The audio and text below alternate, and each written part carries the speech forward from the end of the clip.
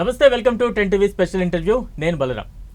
రీసెంట్గా Bollywood super star Salman Khan ఒక షోలో పాల్గొని తాను ఒక వ్యాధితో బాధపడుతున్నట్లుగా ఆయన వెల్లడించారు. అసలు ఆ వ్యాధి లక్షణాలు ఏంటి, ఇవన్నీ కూడా తెలుసుకునే ప్రయత్నం చేద్దాం. ట్రైజెమినల్ న్యూరాలజియా అనే వ్యాధితో బాధపడుతున్నారని, ఈ వ్యాధిని ఆత్మహత్య వ్యాధి అని కూడా అంటారంట. అసలు ఎందుకంటారు, దీని లక్షణాలు ఏంటి, దీని ట్రీట్మెంట్ ఏ రకంగా ఉంటుంది, ఈ వ్యాధితో బాధపడుతున్న సల్మాన్ ఖాన్ నెక్స్ట్ మూవీస్ మీద దీని ప్రభావం ఏ రకంగా ఉంటుంది, ఇవన్నీ కూడా తెలుసుకునే ప్రయత్నం చేద్దాం. ప్రస్తుతం మనతో పాటు స్టూడియోలో అందుబాటులో ఉన్నారు ప్రముఖ న్యూరాలజిస్ట్ డాక్టర్ యశ్వంత్ పైడిమరి గారు. వారితో మరిన్ని వివరాలు తెలుసుకునే ప్రయత్నం చేద్దాం. రైట్, డాక్టర్ గారు నమస్తే అండి. నమస్తే అండి. రైట్, ఇందాకే చెప్పినట్టుగా బాలీవుడ్ సూపర్ స్టార్ సల్మాన్ ఖాన్ ఒక వ్యాధితో బాధపడుతూ ఉన్నారు. ట్రైజెమినల్ న్యూరాలజియా అంటే ఏంటి, దీని లక్షణాలు ఏ రకంగా ఉంటాయి సార్? ట్రైజెమినల్ న్యూరాలజీ అనేది ట్రైజెమినల్ నర్వ్ సంబంధించిన ప్రాబ్లం. ఈ ట్రైజెమినల్ నర్వ్ అనేది ఇది ఫేస్కి సెన్సేషన్స్ సప్లై చేస్తుంది. ఏదైనా ఈ నర్వ్ రిలేటెడ్ ప్రాబ్లం ఏమైనా ఉంటే కనుక ఈ ఫేస్లో మనం అబ్నార్మల్గా సెన్సేషన్స్ తెలుస్తూ ఉంటాయి మనకి. బట్ ఈ ట్రైజెమినల్ న్యూరాలజీ ఉన్న వాళ్ళకి 3 భాగాలు ఉంటాయి. మొదటిదేమో పైన భాగం, మధ్య భాగం, కింద భాగం. సో ఈ న్యూరాలజియా ఉన్న వాళ్ళకి ఏంటంటే, మేము కామన్గా చూసేది, మా దగ్గరికి వచ్చే వాళ్ళు ఏం చెప్తూ ఉంటారంటే, ఎదర్ ఈ మధ్యస్థంగా ఈ ఫేస్లో ఉన్న భాగంలో, ఈ భాగంలో కానీ తీవ్రమైన నొప్పి, లేదంటే జా రీజియన్లో ఈ దవడ భాగంలో కానీ చాలా తీవ్రంగా నొప్పి ఉంటుంది. ఎంత తీవ్రంగా నొప్పి ఉంటుందంటే అది ఉండేది కేవలం 2 నిమిషాలే. ఆ 2 నిమిషాల్లో వాళ్ళకి భరించలేనంత నొప్పి ఉండి ఉన్న పనంగా వాళ్ళు కుర్చీ నుంచి లేచి కింద పడిపోయి కొట్టేసుకుంటారు, గిలగిలా కొట్టేసుకుంటారు, అంత ఘనంగా పెయిన్ ఉంటుంది. ఓకే. సో ఇది ట్రైజెమినల్ న్యూరాలజియా అనేది ఆ డిస్క్రైబ్ చేసిన విధానం బట్టి, ఆ లొకేషన్ బట్టి మేము డయాగ్నోస్ చేస్తాం తప్ప దీనికంటూ ఒక డెఫినెటివ్గా ఒక స్కాన్ చేసి కన్ఫర్మ్ చేసేదంటూ ఉండదు. ఓకే. సో ట్రైజెమినల్ న్యూరాలజీ అనేది 1,00,000 మందిలో ఒక 30-40 మందిని చూస్తుంటాం పేషెంట్స్ని. అంత కామన్గా రోజు తరచుగా వచ్చే డిసీజ్ అయితే కాదు, కొంత రేర్గానే చూస్తూ ఉంటాం మనం.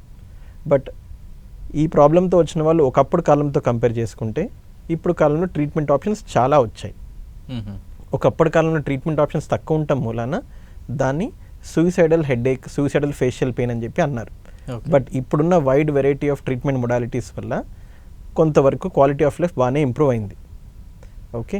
సో ఈ ట్రైజెమినల్ న్యూరాలజీ వచ్చిన వాళ్ళలో, సో ఈ పెయిన్తో సఫర్ అయ్యే వాళ్ళు ఇప్పుడున్న ప్రజెంట్ అవైలబిలిటీస్తో they are having good quality of life. Okay. అంటే డాక్టర్ గారు, ఎందుకు ప్రధానంగా ఇటువంటి వ్యాధి రావడానికి దోహదం చేసే అంశాలు, కారణాలు ఏమని చెప్తారు? ఏ ఏజ్ గ్రూప్ మీద ఇది ఎక్కువగా ప్రభావం చూపిస్తుందంటారు? మనము కామన్గా చూసేది ఒక 30 నుంచి 60 ఏజ్ గ్రూప్ పీపుల్లో కామన్గా చూస్తుంటాము.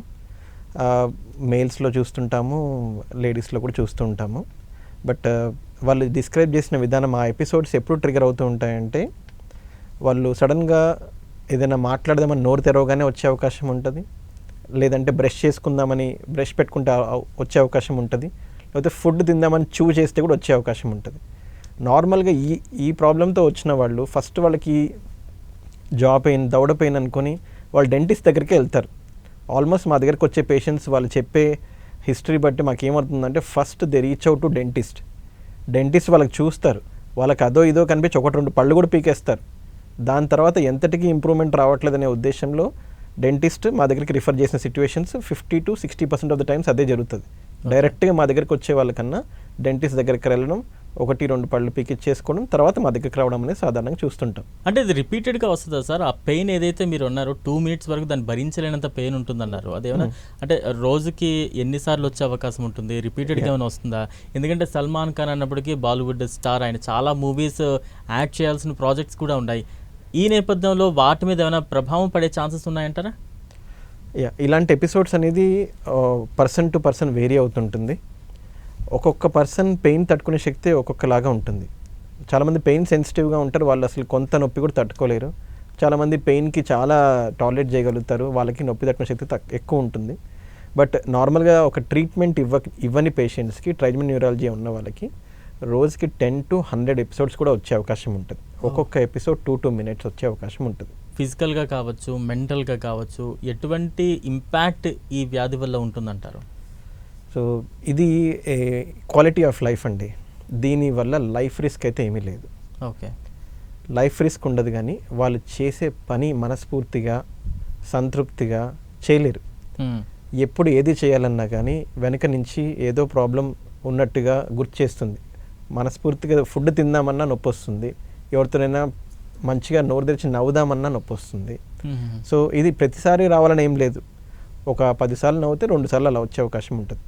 సో ట్రీట్మెంట్ పైన ఉన్న వాళ్ళకి ఫ్రీక్వెన్సీ చాలా వరకు తగ్గుతుంది. ఎవరికి ఎంత డోస్ ఇస్తే తగ్గుతుంది అనేది డోసేజ్ అడ్జస్ట్ చేసుకుంటూ ఉండుంటే తగ్గుముఖం పట్టే అవకాశం ఉంటుంది. ఓకే. మరోవైపు బ్రెయిన్ ఎంజూరిజం అంటే ఏంటి డాక్టర్ గారు? దాని లక్షణాలు ఏ రకంగా ఉంటాయి? అదేమైనా ప్రమాదకరమైందంటారా? బ్రెయిన్ ఎన్యూరిజం అంటే ఇది ఆర్టరీస్లో ఉంటుందన్నమాట. బ్రెయిన్కి బ్లడ్ సప్లై చేసే బ్లడ్ వెజల్స్ ప్రిడామినెంట్గా ఆర్టరీస్ అంటే హార్ట్ నుంచి బ్రెయిన్కి ఆక్సిజన్ గ్లూకోజ్ తీసుకెళ్లే బ్లడ్ వెజల్స్. ఓకే.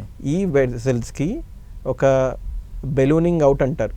అంటే వాడుక భాషలో అర్థం అవడానికి ఏంటంటే ఒక చోట ఆ బ్లడ్ వెజల్లో ఒక చోట బుడగలాగా బయటికి రావడం, లేదంటే ఒక చోట ఉబ్బడం.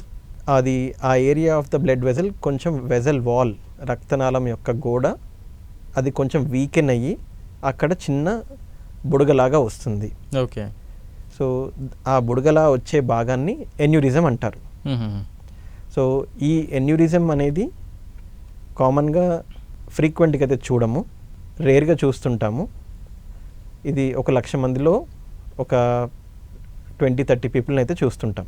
దీనివల్ల ఏంటంటే మనం దేని గురించి భయపడాలి అంటే కనుక ఎప్పుడైనా కానీ ఏదో ఒక వీక్ మూమెంట్ వచ్చి ఆ బుడగ లాంటి ఉన్న part of the blood vessel rupture అయితే కనుక అప్పుడు బ్లడ్ లీక్ అయ్యే అవకాశం ఉంటుంది.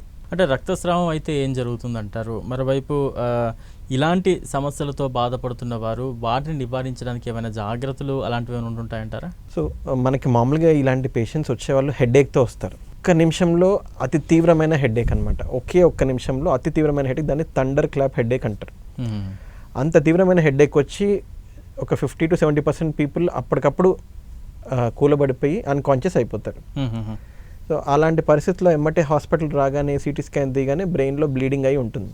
సో ఏ లొకేషన్లో బ్లీడింగ్ అయిందో దాన్ని బట్టి ఒక న్యూరాలజిస్ట్, న్యూరో సర్జన్ వీళ్ళకి ఐడియా వచ్చేస్తుంది. సో ఇది ఈ లొకేషన్లో బ్లీడ్ అయింది అంటే ఇది ఎక్కడో ఎన్యూరిజం రప్చర్ అయింది అని చెప్పి ఐడియా వస్తుంది. అది కన్ఫర్మ్ చేసుకోవడానికి బ్రెయిన్కి యాంజియోగ్రామ్ చేయాలి. దాన్ని డిఎస్ఏ అంటారు, డిజిటల్ సబ్స్ట్రాక్షన్ యాంజియోగ్రామ్ అంటారు. ఓకే. అది చేయడం వల్ల మొత్తం మీరు అన్నట్టుగా రక్తస్రావం మెదడుకి మొత్తం క్లియర్గా కనిపిస్తుంది. ఎక్కడి నుంచి లీక్ అవుతుంది, ఎక్కడ అనేది ఆ ఎన్యూరిజం భాగం అనేది ఉంది, అది లెంత్ ఎంత ఉంది, బ్రెడ్త్ ఎంత ఉంది, దానికి ఓపెన్ సైజ్ ఎంత ఉంది, ఓపెన్ చిన్నగా ఉందా, ఓపెన్ పెద్దగా ఉందా అనే దాన్ని బట్టి మల్టిపుల్ ట్రీట్మెంట్ ఆప్షన్స్ డిసైడ్ చేస్తాం. ఓకే. అంటే డాక్టర్ గారు ఆర్టీరియో వెనస్ మాల్ఫార్మేషన్ అనేది అంటే ఏంటి? ఇది మెదడు ఆరోగ్యాన్ని ఏ రకంగా ప్రభావితం చేస్తుందంటారు?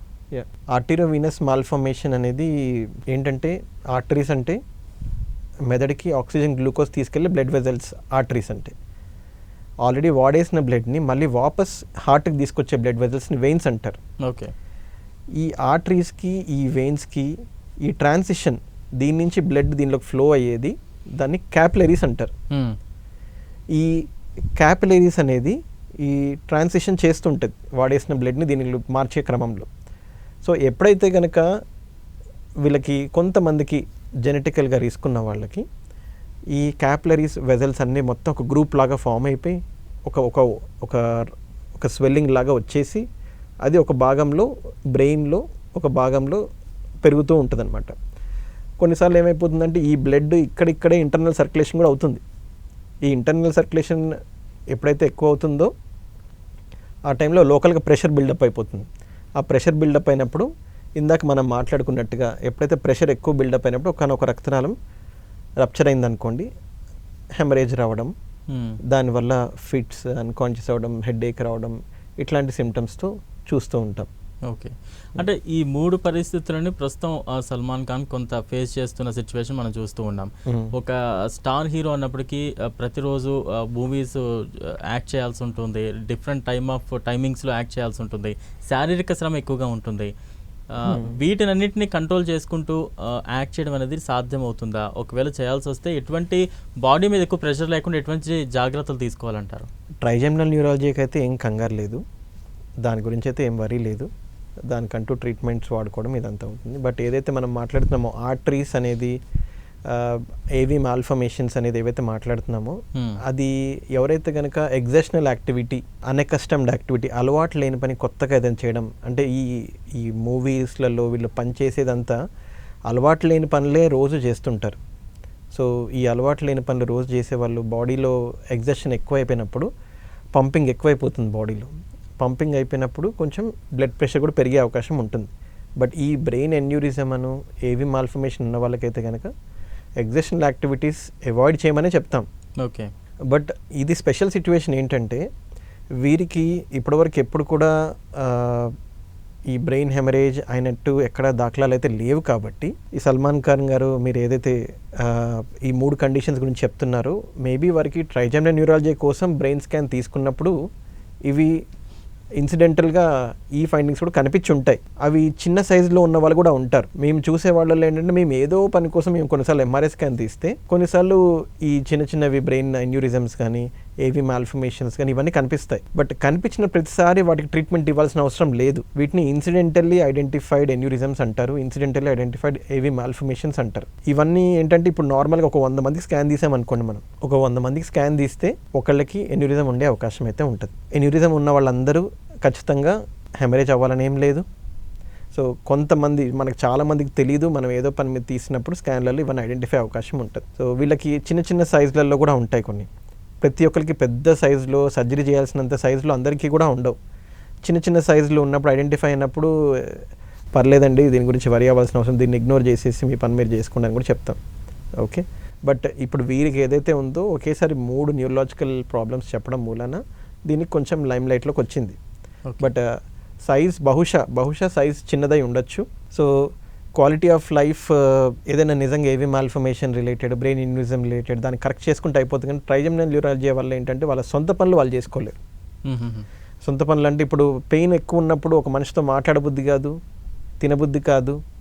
ఇది చాలా డిస్టర్బ్ చేస్తుంది. ఏదైనా ఫంక్షన్కి వెళ్ళాలన్నా, 10 మందిలో తిరగాలన్నా, మాట్లాడాలన్నా చాలా ఇబ్బంది పెడుతుంది.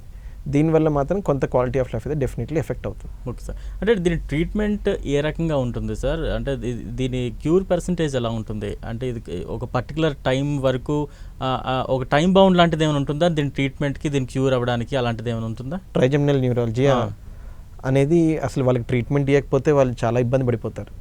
ఎమ్మటే ట్రీట్మెంట్ అర్జెంట్ స్టార్ట్ చేసేయాలి వాళ్ళకి. Okay.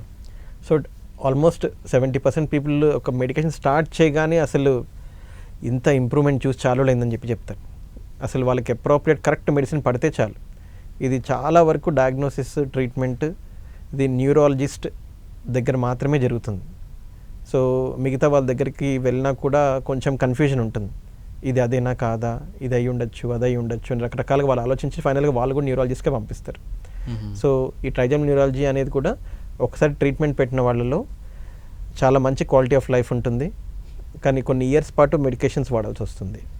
If at all మెడిసిన్స్తో improvement కాని వాళ్ళకి 2 రకాల ట్రీట్మెంట్స్ ఉన్నాయి.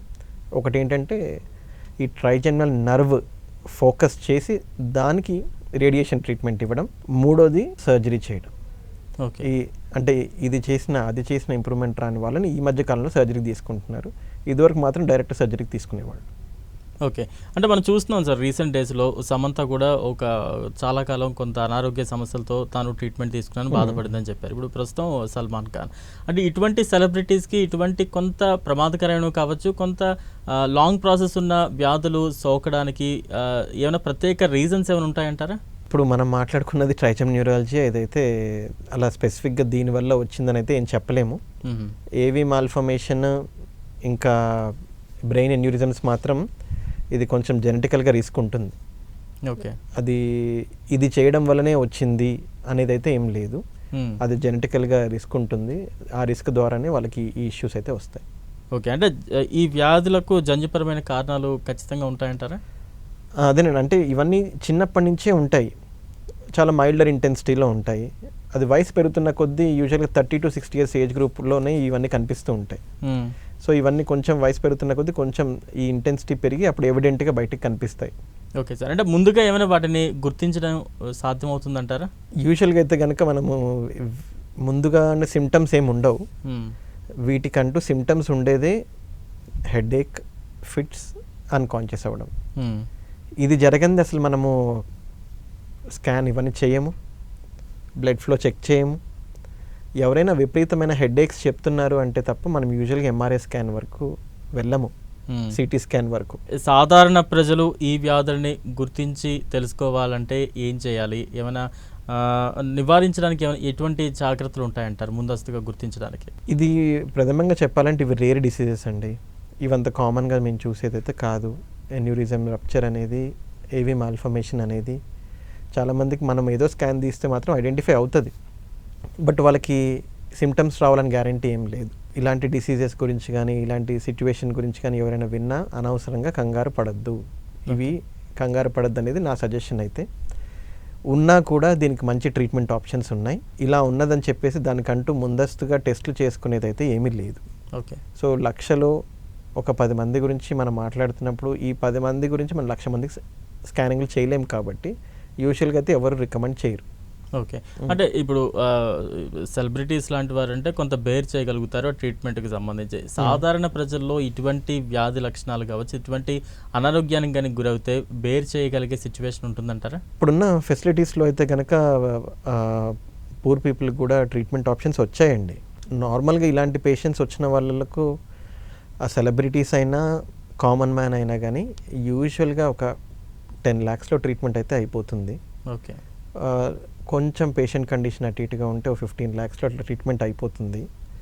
బట్ ఇప్పుడు ఈ కాలంలో మేము చూస్తున్న దాన్ని బట్టి ఆరోగ్యం కోసము 10-15 lakhs పెట్టేవాళ్ళు 10-15 lakhs గురించి పెద్దగా అయితే ఆలోచించట్లేదు. సో కాబట్టి ఈ ప్రాబ్లం ఏమైనా ఉన్నా కానీ కంగారు పడాల్సిన అవసరం లేదు.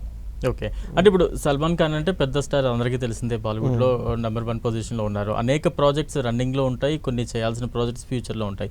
వన్స్ ఈ ట్రీట్మెంట్ స్టార్ట్ చేసిన తర్వాత సైబల్టేనియస్గా షూట్స్కి వెళ్ళే ఛాన్సెస్ ఉంటుందంటారా, లేదంటే కొంతకాలం వరకు ట్రీట్మెంట్కే పరిమితం అవ్వాల్సిన సిచ్యువేషన్ ఉంటుందంటారా? యూజువల్గా అయితే ఇప్పుడైతే ట్రీట్మెంట్ గురించి అయితే ఏం లేదని అనుకుంటున్నాను. తన గురించి చెప్పాలంటే ఓకే, ట్రీట్మెంట్ చేస్తే మాత్రం ఎగ్జర్షన్ అయితే ఖచ్చితంగా ఇవ్వద్దు బాడీకి.